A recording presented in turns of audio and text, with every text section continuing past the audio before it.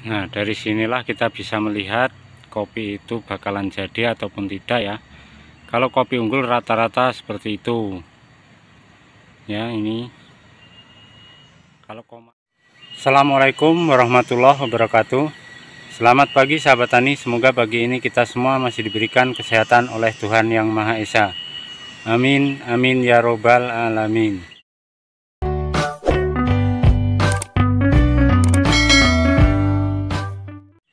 Oke, di video kali ini saya akan membahas tentang ciri-ciri kopi unggul, dan di sini saya akan memperlihatkan beberapa jenis kopi. Jadi jenis kopi itu unggul ataupun tidak bisa dilihat dari masa pembungaan. Jadi seperti apa? Simak terus videonya. Yang pertama kita akan coba ke kopi klon Komari. Jenis kopi ini tentunya sudah tidak asing lagi, dan ini masuk dalam kategori kopi unggul karena ketika kembang ini jarang sekali gagal, baik untuk di musim penghujan ataupun musim kemarau. Dan ciri-cirinya bisa kita lihat seperti ini kira-kira. Ya, dari posisi seperti ini ya, ketika bunga kering ini sudah bisa kita lihat. Jadi kalau kopi itu unggul ataupun bakal jadi sudah kelihatan dari posisi kembangnya. Nih.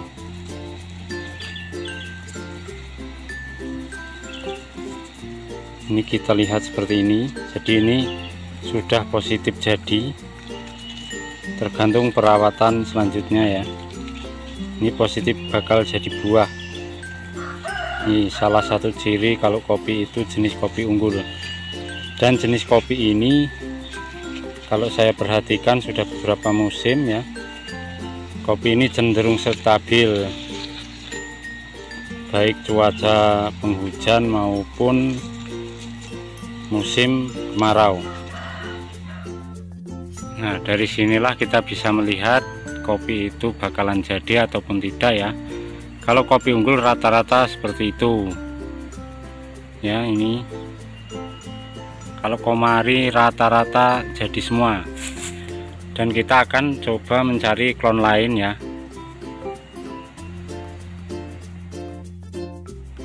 Nah, ini dia. Ini kita beralih ke kopi lokal ya. Ini kopi lokal, nih posisi kembangnya sama, sudah kering, tapi di sini bisa kita lihat.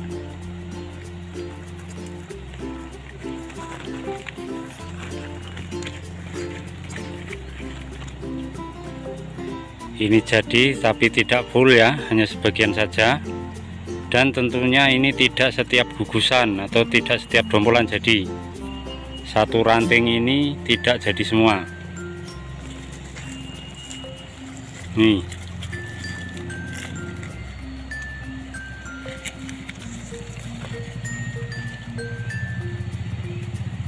Jadi saya simpulkan kalau dibandingkan jenis kopi lokal ini ya, lancuran lokal yang ada di kebun ini, tentu Komari masih lebih unggul karena setiap gugusannya bakal jadi.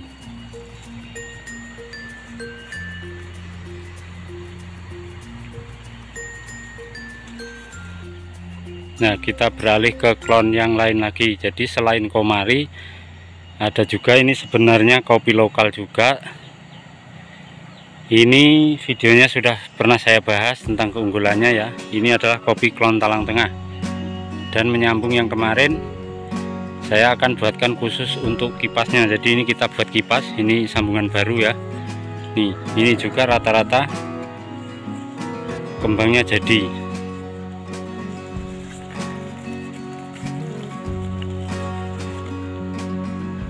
Ini setiap gugus jadi semua ya, tidak ada yang gosong seperti kopi lancuran lokal yang tadi.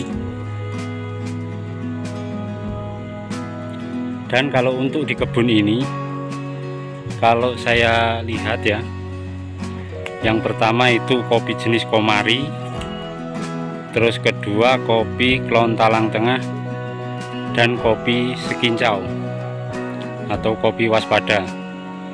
Ini hampir ada kemiripan ya. Artinya setiap kembang jarang sekali ada kegagalan untuk buahnya dibandingkan dengan jenis-jenis lain yang ada di sini.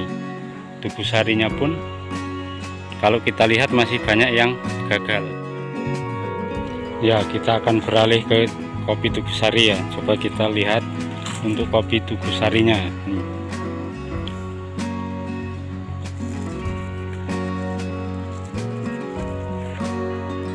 Kalau untuk kopi Tugu Sari ini, jadi ada sebagian yang jadi dan ada sebagian juga yang gosong.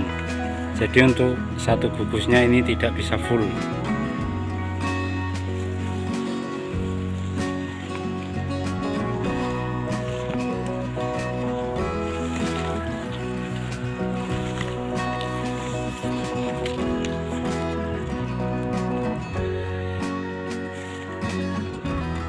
Tentu berbeda jauh ya, berbeda jauh dengan klon yang tadi ya, klon Komari dan klon Talang Tengah.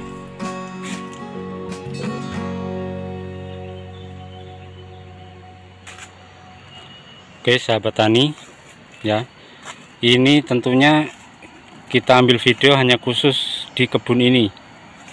Jadi di sini hanya ada Komari, Talang Tengah, dan kopi Skincau. Itu yang setiap berbunga itu jarang sekali ada kegagalan.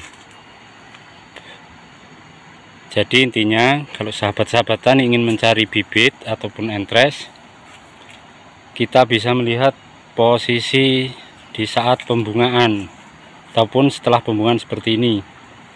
Ini kalau memang bibit kopi itu unggul, jadi dari sini sudah kita bisa lihat ketika kembang kering ini positif sudah kelihatan nih. Kalau kopinya memang tidak unggul, posisi kembang ini seperti ini ya, sudah banyak yang gosong, apalagi musim penghujan seperti ini. Tapi kalau jenis kopi-kopi ini ya, kopi Komari dan sebagainya tadi, itu walaupun musim penghujan, musim kemarau, ini tetap bakal jadi. Terus kalau untuk jadinya nanti ya, sampai panennya tergantung perawatan kita semua. Memang kopi ini Komari ya, jenis kopi Komari ini lebih rentan kerontokannya. Jadi tergantung bagaimana kita merawatnya supaya kopi ini bisa minimal berkurang untuk tingkat kerontokannya. Oke sahabat tani, jadi ya itu ciri-ciri tentang bagaimana kopi itu bisa dikatakan unggul ataupun tidak. Jadi dari ciri-ciri tersebut sudah bisa kita simpulkan bahwa kopi tersebut itu jenis kopi unggul. Sekali lagi, bagi sahabat-sahabat tani yang ingin mencari entres ataupun bibit untuk sambungan, baik itu sambungan kipas ataupun tunas air, bisa melihat dari posisi kembang. Ketika kembang itu seperti apa, itu bisa kita simpulkan bahwa kopi itu memang baik untuk dikembangkan. Dan jangan ya, sekali lagi jangan mudah tergiur dengan jenis-jenis kopi yang ada di tempat lain, karena intinya apa yang baik di tempat lain belum tentu baik di tempat kita. Jadi sebelum kita uji coba, kita perlu penelitian terlebih dahulu. Paling tidak 2-3 musim kita teliti kopi itu ya, apakah bagus dikembangkan di tempat kita ataupun tidak. Karena yang sering terjadi, kita biasanya melihat kopi posisi sudah berbuah besar ya, ataupun sudah di atas demegan. Itu biasanya kita sering melihat kopi bagus itu seperti itu. Jadi kita tidak tahu dari posisi awalnya. Jadi kalau mau melihat kopi itu unggul ataupun tidak, kita lihat dari posisi kembang. Dan sebelum kita mencari bibit di luar dari kebun kita, alangkah baiknya kita cari dulu ya yang ada di sekitaran kebun kita. Biasanya dalam satu bidang kebun kita pasti ada yang bagus.